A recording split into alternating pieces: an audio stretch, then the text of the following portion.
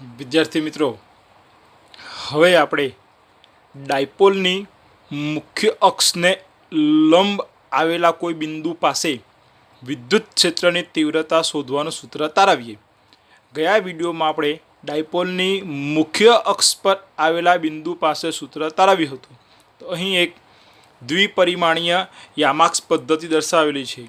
આ યામાક્ષ પદ્ધતિનો વાય અક્ષ છે અને આ યામાક્ષ પદ્ધતિનો એક્સ અક્ષ છે. અહીં ડાયપોલને યામાક્ષ પદ્ધતિના વાય અક્ષ પર મૂકેલ છે, જે આપણે આકૃતિમાં જોઈ શકીએ છીએ. અને ડાયપોલનું મધ્યબિંદુ એ યામાક્ષ પદ્ધતિના ઉગમ બિંદુ પર આવેલ છે. હવે આકૃતિમાં દર્શાવ્યા મુજબ ડાયપોલનો પ્રથમ વિદ્યુતભાર પ્લસ ક્યુ અને બીજો વિદ્યુતભાર માઇનસ ક્યુ એ તમે યાદચ્છિક લઈ શકો. નીચેનો વિદ્યુતભાર માઇનસ ક્યુ છે અને ઉપરનો વિદ્યુતભાર પ્લસ ક્યુ છે. વિદ્યુતભારની આ ગોઠવણીમાં ફેરફાર કરવું હોય તો પણ કરી શકાય. નીચે પ્લસ ક્યુ અને ઉપર માઇનસ ક્યુ લખીએ તો પણ ચાલે, પરંતુ આપણે ટેક્સ્ટબુક પ્રમાણે કરીશું. નીચે માઇનસ ક્યુ વિદ્યુતભાર અને ઉપર પ્લસ ક્યુ વિદ્યુતભાર છે. હવે આ બંને વિદ્યુતભારોના ઉગમ બિંદુ એટલે કે ડાયપોલના મધ્ય બિંદુથી અંતર એ જેટલા જ છે. હવે ડાયપોલની મુખ્ય અક્ષને લંબ એક્સ અક્ષ પર એક બિંદુ પી આપેલું છે. આપણે આ બિંદુ પી પાસે વિદ્યુત ક્ષેત્રની તીવ્રતા શોધવી છે. બિંદુ પીનું ડાયપોલના મધ્યબિંદુ એટલે કે ઉગમ બિંદુથી લંબ અંતર સ્મોલ આર છે.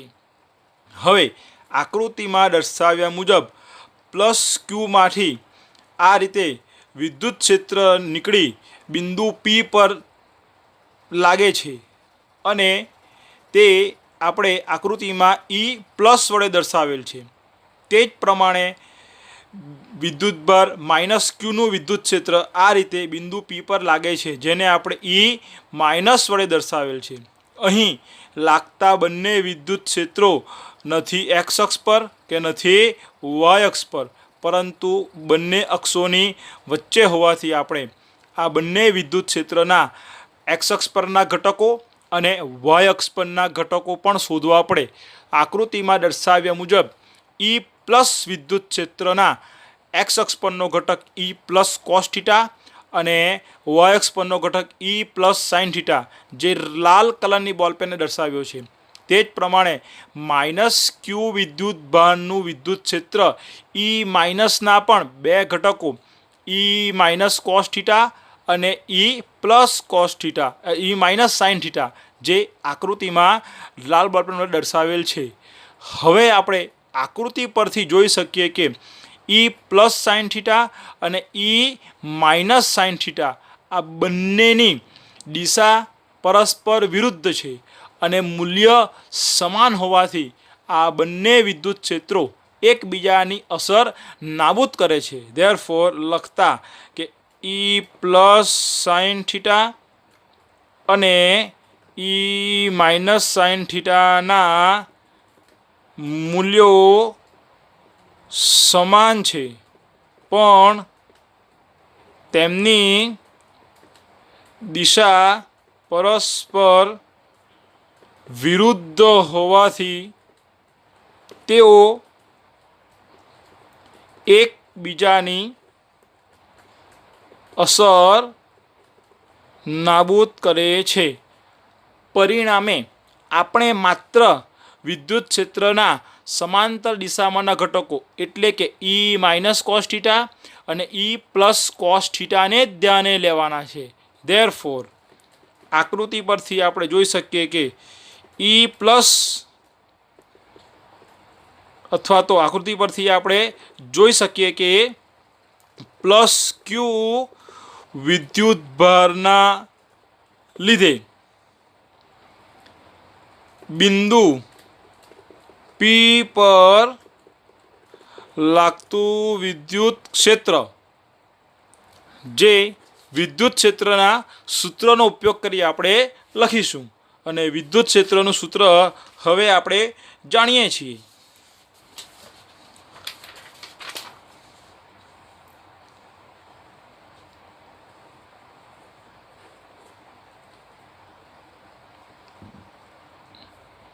વિદ્યુત ક્ષેત્ર E minus is equal two કે ક્યુ, અહીં આપણે sorry E plus is equal two કે ક્યુ અપોન આર, એટલે કે બે વચ્ચેનું લંબ અંતર. હવે વળી પાછા આકૃતિ પરથી આપણે જોઈ શકીએ કે બિંદુ પી થી વિદ્યુતભાર ક્યુ વચ્ચેનું અંતર આ જે છે તે અંતર પાયથાગોરસના નિયમ એટલે કે કાટકોણ ત્રિકોણ ઓ પી ક્યુ પરથી આપણે શોધી શકીએ. કાટકોણ ત્રિકોણ ઓ પી ક્યુમાં કર્ણનો વર્ગ બરાબર બે બાજુના વર્ગનો સરવાળો, એટલે કે જો આપણે લખીએ તો એમ લખવું પડે કે કાટકોણ ત્રિકોણ ઓ પી ક્યુમાં કર્ણ એટલે ઓપી, ઓપીનો વર્ગ ઇઝ ઇક્વલ ટુ ઓ ક્યુનો વર્ગ વત્તા બીજી બાજુ ઓ પીનો વર્ગ. ચાલો, ઓ ક્યુ બરાબર એ છે એટલે એનો વર્ગ પ્લસ ઓપી બરાબર આરનો વર્ગ, એટલે આપણો એ સ્ક્વેર પ્લસ આર સ્ક્વેર અથવા R square plus A square, અને ઓપી જે કર્ણ છે એટલે ઓપી વર્ગ દૂર કરતા ઓપી બરાબર વર્ગમૂળમાં R square plus A square થાય. આમ ઓ થી પી એટલે કે પ્લસ ક્યુ વિદ્યુતભારથી બિંદુ પી વચ્ચેનું અંતર ઓપી બરાબર R square plus A square મળે, જે આપણે વિદ્યુત ક્ષેત્રના સૂત્રમાં મૂકતા.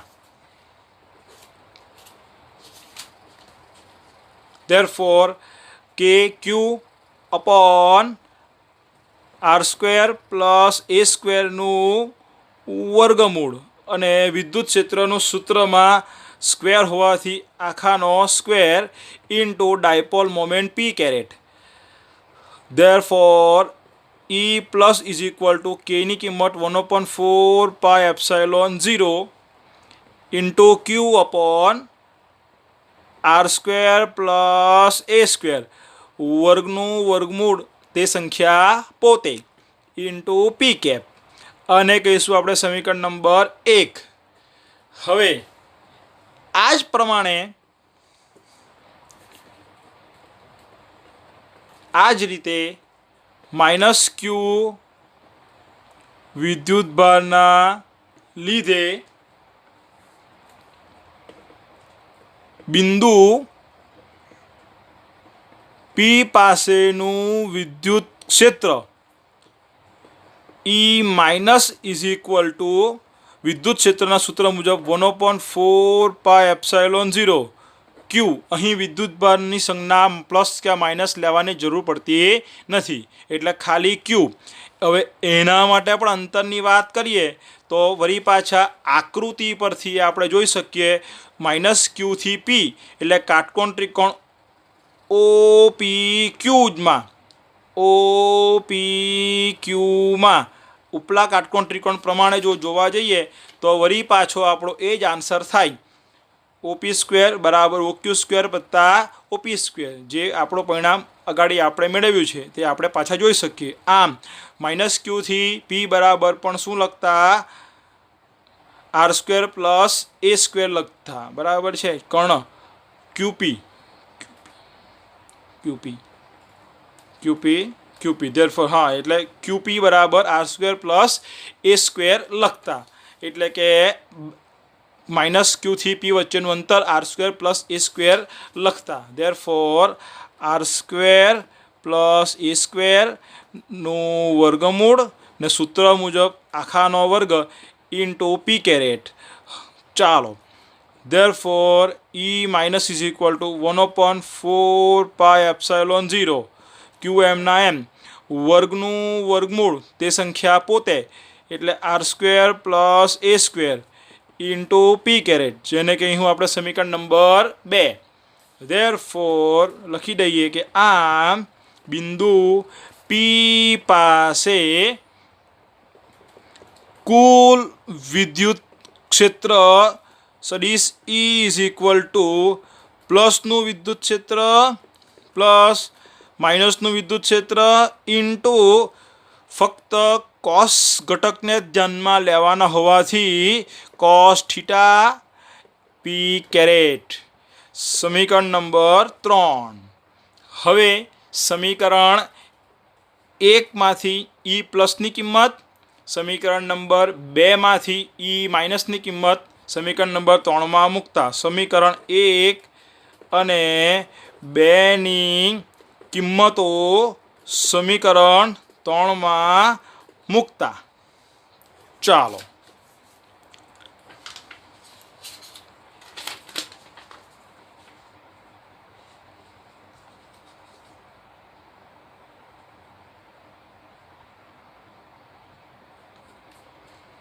therefore કુલ વિદ્યુત ક્ષેત્ર E ઇઝ ઇક્વલ ટુ સમીકરણ 1 ની કિંમત 1/4πε0 into Q/R² plus A² into R caret plus 2 ની કિંમત 1/4πε0 ઇન્ટુ Q/R² પ્લસ A²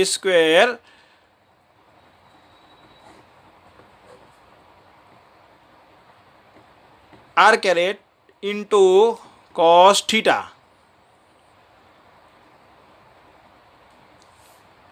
જો આમાં છે ને તે મારે થોડું પાનું મોટું લેવું પડશે કારણ કે સ્ટેપ લાંબુ છે એટલે હું આને ચોકડી મારું છું અને થોડા મોટા પાનામાં પાછું લખું છું. તે પહેલાં એકવાર પાછા જોઈ લઈએ.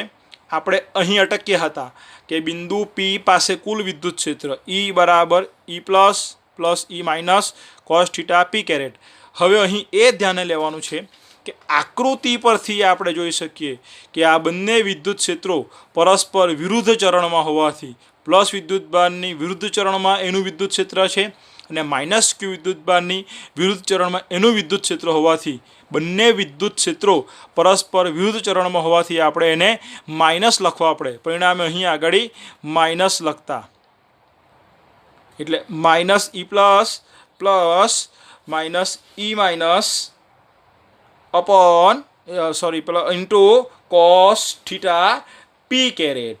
ચાલો હવે આપણે આગળ ચાલીએ. હવે મેં કીધું તેમ કે મોટા પેજમાં લખું છું, મને જગ્યા મોટી જોઈશે એટલે therefore કુલ વિદ્યુત ક્ષેત્ર E is equal to minus પ્લસનું વિદ્યુત ક્ષેત્ર 1/4πε0 ઇન્ટુ ક્યુ છેદમાં R² plus A² into P cap plus બીજું વિદ્યુત ક્ષેત્ર એટલે કે સમીકરણ 2 ની કિંમત 1/4πε0 into Q/R² plus A² into P caret ને આ આખો કાઉન્સ પૂરો થયા બાદ જે આપણું બાકી હતું તે cos theta into R caret. હું થોડું પાનું ખસેડું છું તેથી તમને ખબર પડે ઇન્ટુ કોસ થીટા. ચાલો હવે આગળ ચાલીએ. therefore વિદ્યુત ક્ષેત્ર E ઇઝ ઇક્વલ ટુ આ માઇનસ આ બંને પદો બે વાર હોવાથી આપણે એને ડાયરેક્ટ લખી શકીએ કે 2Q/4πε0 into 1/R² plus A² into P cap ને જે બાકી બચ્યું તે કોસ થીટા. ચાલો હવે આપણે અહીં આગળ ચલાવીએ. કોસ થીટાની કિંમત શોધવી પડે. therefore E is equal to minus 2Q/4πε0 into 1/R² plus A² into લખીએ કોસ થીટા ને પી કેરેટ છેલ્લે લખીએ. ચાલો હવે આગળ ચલાવતા. હવે કોસ થીટા શોધવા માટે પાછા આકૃતિમાં દર્શાવ્યા પ્રમાણે કાટકોણ ત્રિકોણ ઓ ક્યુપીમાં હું બતાવું છું આકૃતિમાં. આ આકૃતિ ઓ ક્યુપીમાં અહીં વિદ્યુત ક્ષેત્ર એ ડાયપોલની મુખ્ય અક્ષ સાથે ખૂણો બનાવે છે. એટલે આ ખૂણો ધ્યાને લેવો. વિદ્યુત ક્ષેત્ર આ દિશામાં નીકળે છે અને આ ડાયપોલની આપણી મુખ્ય અક્ષ છે. માટે અહીં આપણો થીટા, ધેરફોર કાટકોણ ત્રિકોણ ઓ પી ક્યુમાં કોસ થીટાનું સૂત્ર આપણે બધા જાણીએ છીએ. કોસ થીટા બરાબર પાબા છેદમાં કર્ણ. ધેરફોર આના પરથી કોસ થીટા બરાબર પાસેની બાજુ છેદમાં કર્ણ. ચાલો, ધેરફોર કોસ થીટા બરાબર આકૃતિ પાછી જોતા આપણે જોઈ શકીએ કે ઓ પી ક્યુમાં થીટા અહીં એટલે ઓ ક્યુ સામેની બાજુ થાય અને ક્યુ પી એનો કર્ણ થાય. એટલે ઓ થી પી સામેની બાજુ, ઓ થી ક્યુ સામેની બાજુ થાય અને ક્યુ થી પી એનો કર્ણ થાય. પાછા આકૃતિ એકવાર જોઈ લઈએ કે ત્રિકોણ ઓ પી ક્યુમાં થીટા હોવાથી ઓ ક્યુ એ પાસેની બાજુ થાય અને ક્યુ પી એનો કર્ણ થાય. ધેરફોર ઓ ક્યુ ભાગ્યા ક્યુ પી. ચાલો વળી પાછા આકૃતિમાં જોતા ઓ ક્યુ બરાબર એ છે એટલે ઓ ક્યુની કિંમત લખી એ અને કર્ણ પી ક્યુની કિંમત લખી આર સ્ક્વેર માઇનસ એ સ્ક્વેરનું વર્ગમૂળ મૂકતા કિંમત આર સ્ક્વેર માઇનસ એ સ્ક્વેરનું વર્ગમૂળ કોસ થીટા. અને કે સમીકરણ નંબર 4, આ સમીકરણ નંબર 5. સમીકરણ નંબર 5માંથી કોસ થીટાની કિંમતને સમીકરણ નંબર 4માં મૂકતા બરાબર લખીએ આપણે કે હવે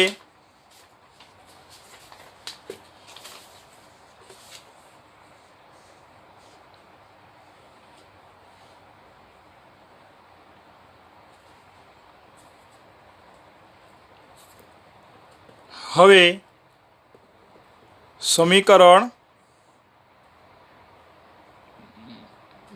4ની કિંમતને સમીકરણ 3માં મૂકતા, સમીકરણ 5ની કિંમતને 5ની કિંમતને સમીકરણ નંબર 4માં મૂકતા. સમીકરણ 5ની કિંમતને સમીકરણ 4માં મૂકતા. ચાલો મૂકીએ. ધેરફોર આ આપણું સમીકરણ નંબર 4 ને આ આપણું સમીકરણ નંબર 5. કોસ થીટાની જે આ કિંમત છે એને આપણે અહીં મૂકવાના છે. ધેરફોર હું લખતો જાઉં છું. ધેરફોર કુલ વિદ્યુત ક્ષેત્ર E ઇઝ ઇક્વલ ટુ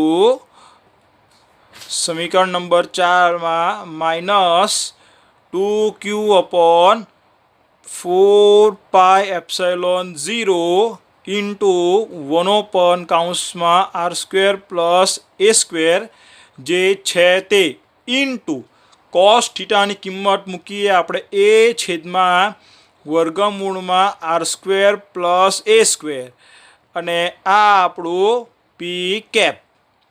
ચાલો હવે અહીંથી આગળ ચાલી સાદુરૂપ આપતા. ધેરફોર વિદ્યુત ક્ષેત્ર E બરાબર માઇનસ એમના એમ, આ 2q એમના એમ, 4πε0 પણ એમના એમ, 1ના છેદમાં R square plus A square પણ એમના એમ, આ એ પણ એમનો એમ, છેદમાં અહીં જે વર્ગમૂળ છે એને આપણે આમ લખી શકીએ R square plus A square rays two 1/2 ને ઇન્ટુ પી કેપ. ચાલો હજુ અગાડી સાદુરૂપ આપતા E બરાબર માઇનસ એમના એમ 2q 4πε0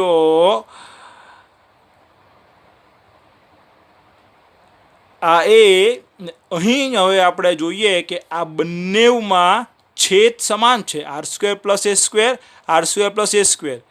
આની ઘાત કંઈ નહીં તો 1 કહેવાય. એટલે આપણે એમ લખી શકીએ કે r² + a² નો 1 ઘાત into r² + a²⁴ into p cap.